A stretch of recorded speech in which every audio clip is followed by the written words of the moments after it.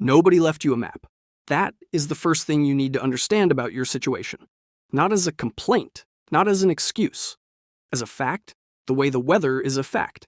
Some people start with a father who knows what a Roth IRA is. Some people start with a mother who has a friend who has a contact who can get you in the door somewhere that matters. Some people inherit not money, but access. The quiet, weightless kind of advantage that never announces itself and never has to. You did not get that.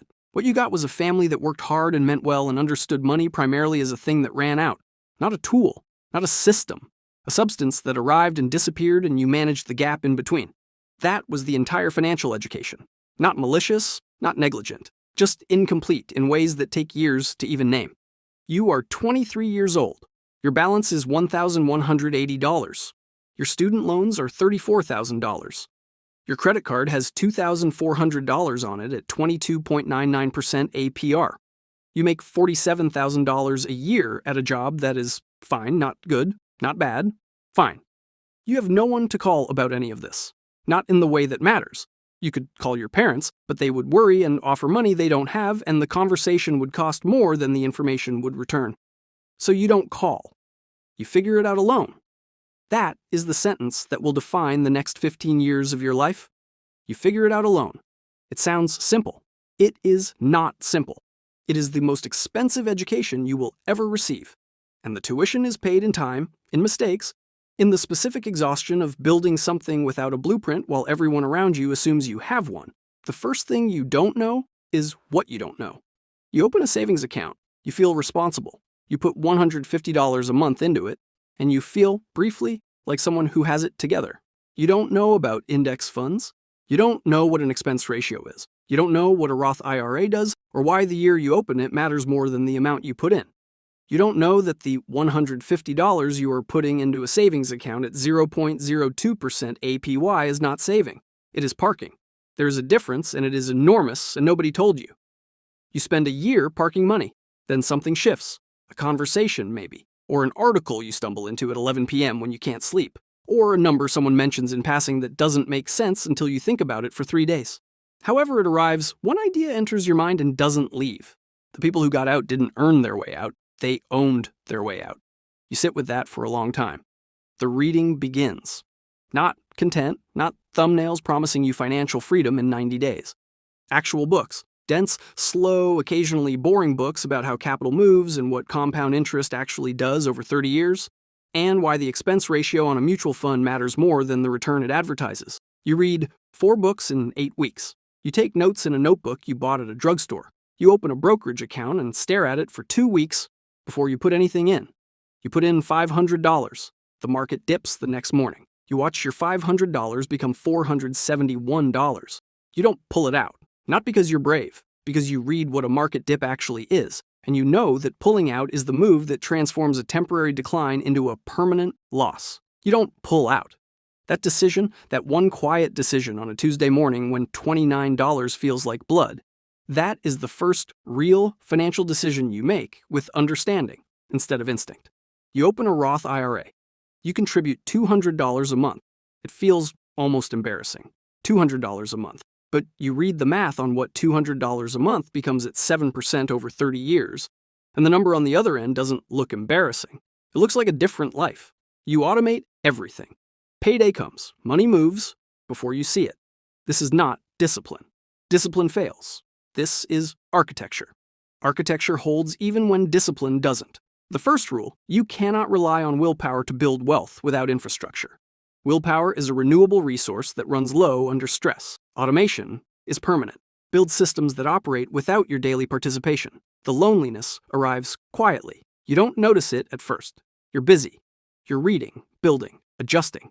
You're making your lunch every day and saying no to things and watching your net worth tick upward in increments so small they feel irrelevant until suddenly they don't. But somewhere around month 8, you become aware of a gap. The gap is between what is in your head and what the people around you are thinking about. Your friends are not thinking about index funds. Your family is not thinking about expense ratios. Nobody in your immediate world is building a spreadsheet at midnight and running 30-year projections. They are living their lives, normal, reasonable lives. And you are doing something adjacent to living your life while also running a separate operation inside your head that has no one to talk to. You try once. A close friend, someone you've known since college, you mention investing. You mention the Roth IRA. He nods in a way that means he is not listening and changes the subject within 90 seconds. You don't bring it up again. You learn to hold it privately. The knowledge, the plan, the progress.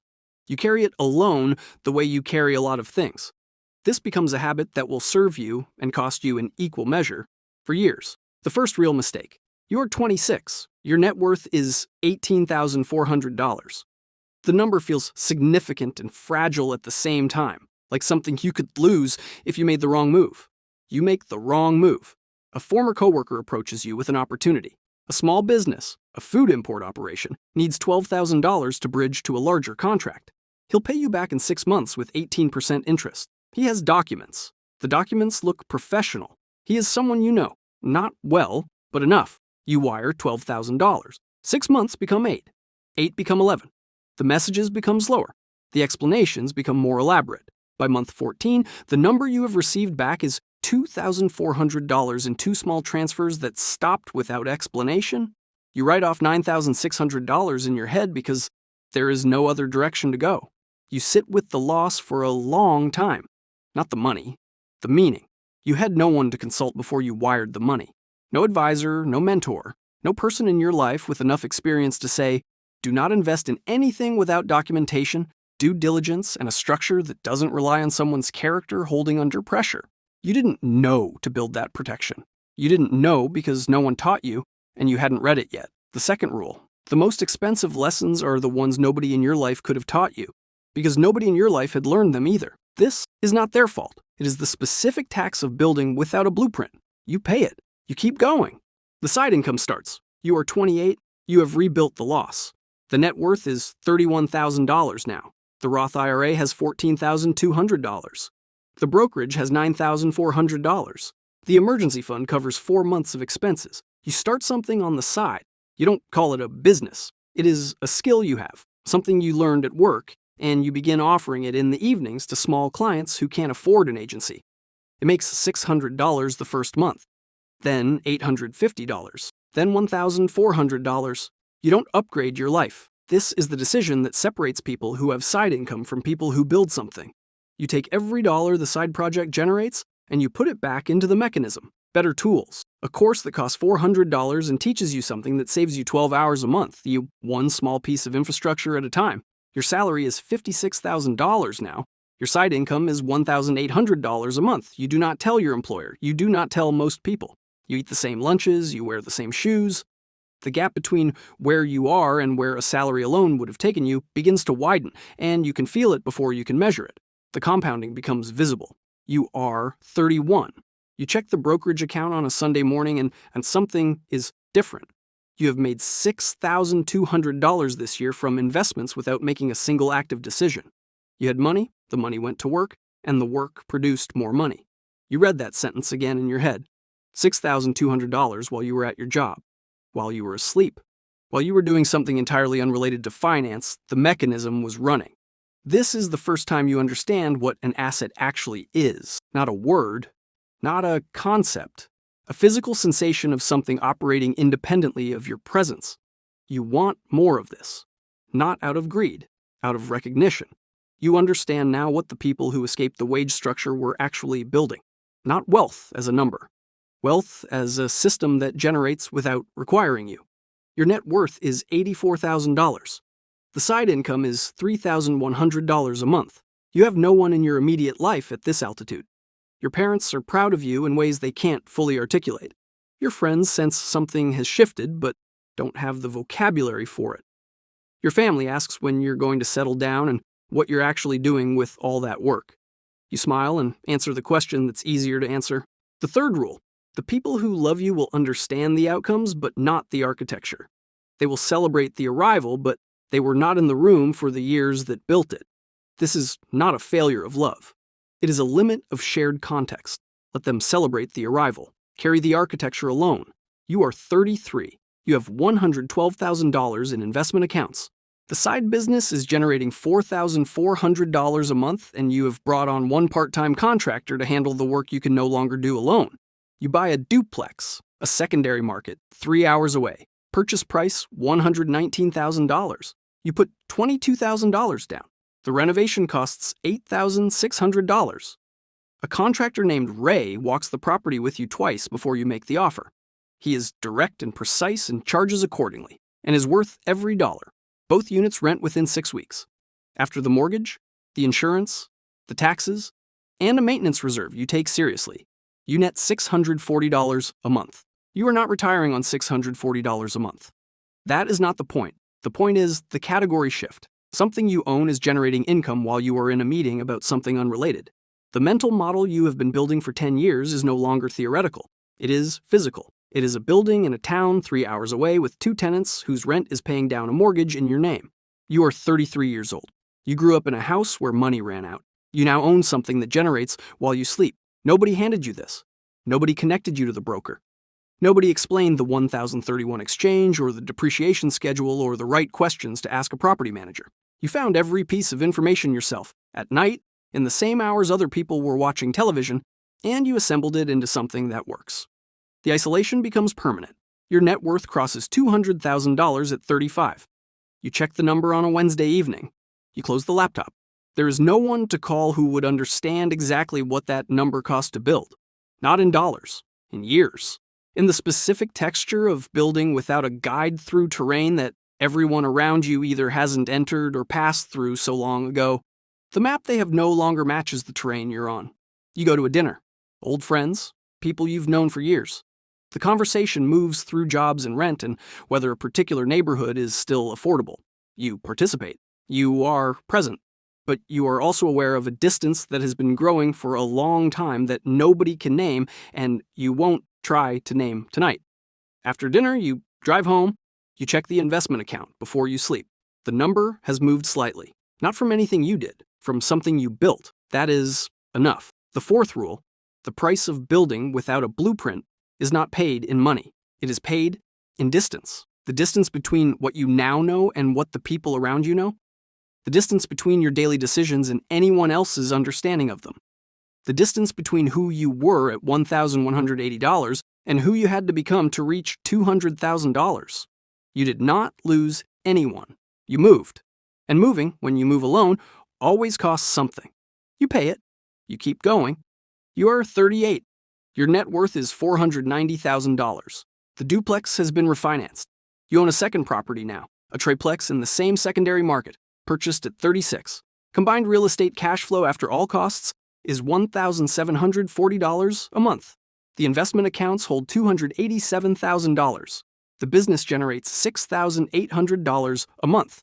You manage it in 12 focused hours a week. You hired a fee-only financial planner at 37. She is a fiduciary. You knew to ask that question because you read about it 4 years ago in a book that cost $18. She charges $3,600 a year. In the first year, she identifies a depreciation strategy across your properties that reduces your taxable income by $28,000. The fee pays for itself before the second invoice. You think about the $9,600 you lost at 26. You think about it the way you think about a scar, not with pain, with information. Every mistake you made in the early years was a gap in the education you had to build yourself. And every gap cost you something, and every cost taught you something you could not have learned any other way. Nobody gave you the lesson before you needed it. Nobody had it to give. You built the map from the mistakes. The machine runs.